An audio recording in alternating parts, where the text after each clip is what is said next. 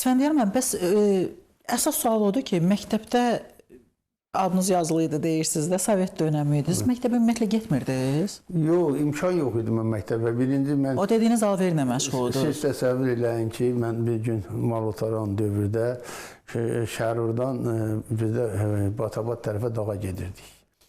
Gedirik, yağış yağır, Kükü kəndi var. Ən sevdiyim kənd. Biz getdik orada, İstanmışam, paltığın içindəyəm.